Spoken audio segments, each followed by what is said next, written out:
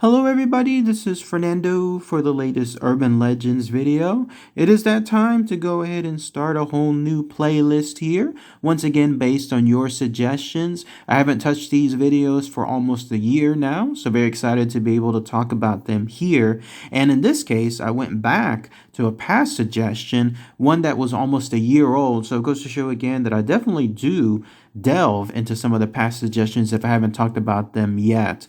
But in this case, it has to do with a rare disorder slash syndrome slash something else unknown that apparently inhabited a group of individuals here in the United States in the late 19th century. In fact, when I was reading all the information associated with it, it reminded me of some of my past videos where I talked about that as well, where there's this thing that happens to people where they almost do uncontrollable actions. It's almost like a rare circumstance that comes and goes almost as quickly as it started. And in this case, again, it happened to a group of men here in the United States. In fact, you're looking at a representation of them now that has a very interesting moniker too. They were known as the Jumping Frenchmen of Maine. So let's go ahead and let's talk about all the fascinating information associated with this condition slash disorder and try to present everything that I can as far as what happens. So here's essentially what occurred.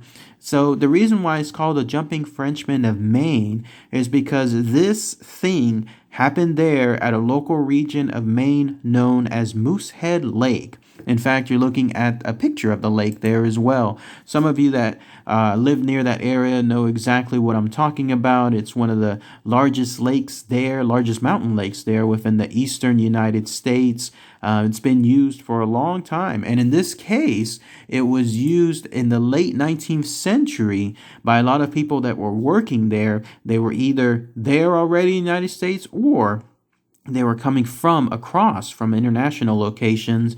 Such was the case here with a set of lumberjacks that apparently came from a French area. And whatever happened with them there, all of a sudden, they had what they were describing as an uncontrollable jumping sensation. And this happened there at that Moosehead Lake to these local sets of lumberjacks. More on that here in a minute as to their particular actions.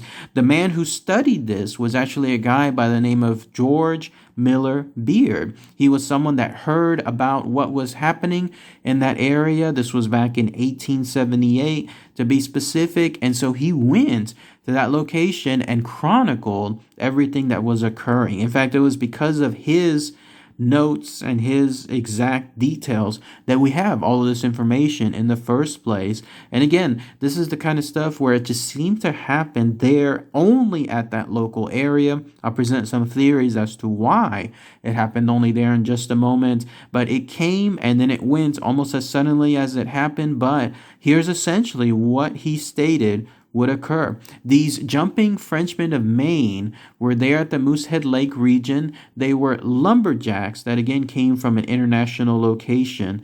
The way he described it was whenever they had this condition suddenly take over them, it was almost like there was any command they could not ignore. So if you had any one of these Frenchmen there all of a sudden in this trance, if you could call it that, you could tell them to do anything and they would suddenly and unequivocally obey everything that you told them. In fact, the way he was testing it was, or I'm guessing either he tested it or others tested it for him, and he was able to chronicle what occurred.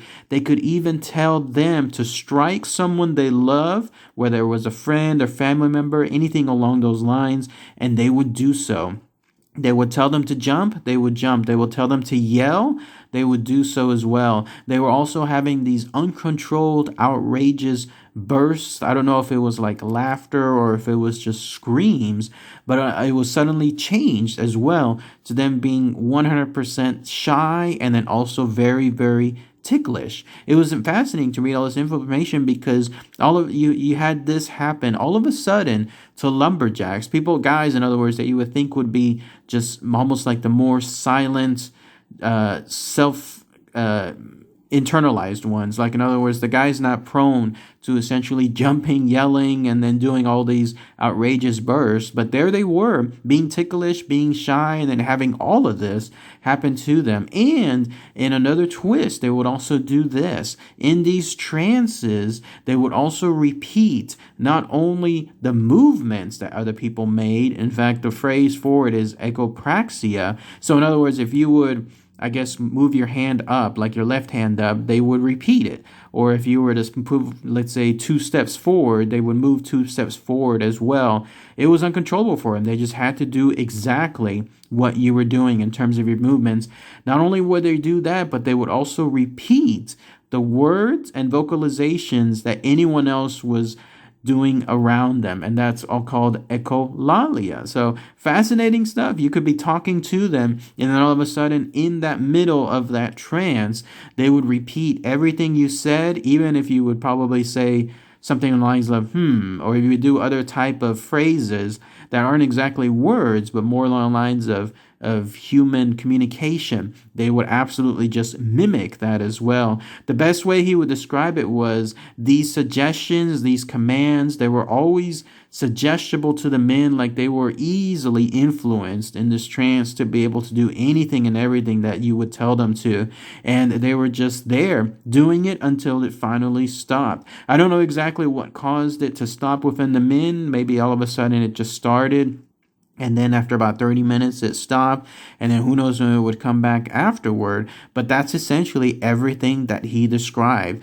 Fascinating, right? Like this, you never read about this stuff happening anywhere else today. If it certainly did happen, like let's say anywhere in the United States or anywhere else across the world, you would absolutely hear it going viral. Not only that, of course, but you would see footage of whatever the person was doing and not be able to control themselves. You could probably even see the look and worry on their face as they're wondering, how do I stop this? They can't stop it. But there they are, essentially doing everything that person tells them to and mimicking their movements and mimicking their vocalizations.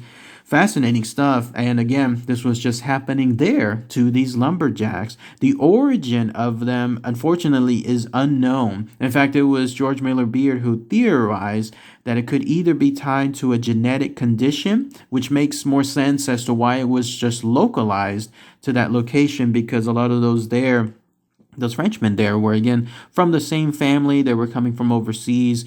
They were traveling together and they were working together and they were all part of a family. Or it could be also, and this is another interesting twist too, it was almost like a form of a culture-bound syndrome / habit, meaning it was more acceptable for them to do it because they saw others doing it. It was almost like a form of conditioning, is probably the best word of saying it. If someone was doing it and it was just either uncontrolled or controlled, and others saw in that small local area just how good that was accepted, like in other words, people weren't telling that person to stop or telling them what's going on, then others were more prone to do it. It was almost like, I think another way of doing it is the word groupthink. It's telling people that yes, it's okay because no one else is telling them that it's not. And then that's where that pattern or cycle continues, because people don't want to be outcasts at the same time. They don't want to be able to be the ones that look different as to what was occurring there. Interesting stuff. In fact, in 1885, George Gilles de la Tourette was also chronicling this information based on some of the stuff that George Miller Beard wrote as well. In fact, he was including it within his famous set of works, his own descriptions and so on. And that's the stuff that he eventually called it a convulsive tic illness, that he included it with a part of the Tourette syndrome that he later became famous for. So it goes to show that there was more interest in this by yet another party, someone else that, again, was ultimately very famous into their discoveries and then later on into what they described as the conditions and the theories surrounding it. But yes, ultimately, as far as what the jumping Frenchmen of Maine were, their origin just remains unknown to this day. But the theories as to it being a genetic condition or a form of groupthink / cultural syndrome, where it's allowed there and it's almost like it's encouraged because people were there, okay with it and not telling anyone to stop. That's at least the most sudden things associated with how and why it started and why it continued and then why it stopped. I imagine that it stopped because ultimately if people moved from one place to another, and let's say they moved to another area where that's not accepted, I imagine that people would quickly stop doing those type of activities. All of a sudden it was okay in one location, but in another area, not so much. You would quickly have someone know that, okay, I'm not going to be able to do this anymore. And then that's when they stopped altogether. I was reading one other theory as to this, that it could be a way of someone being able to get attention. In other words, if they were quiet internally, maybe they weren't able to vocalize things too well, maybe they weren't able to express things in an outright manner because maybe they were shy, anything along those lines. If they suddenly got attention as to the actions they were doing, then this type of actions again would quickly grab attention, taking any commands, throwing people, striking people, copying their movements and so on. It was almost like a positive reinforcement is another way of saying it. So that's at least one other theory, or one last one associated with it. But again, fascinating stuff when it comes to this urban legend. Started there in Maine, ended almost as quickly. It gained that urban legend status, but it was a real thing that actually did happen in that location. But if anybody has any more info, anything else I might have missed, then please let me know. What about those of you there in that local Moosehead Lake region? Maybe if you know more info on the jumping Frenchmen of Maine, where they had settled, where they were, I would love to hear that information too. All right, everybody. Thanks again as always. Take care. Bye.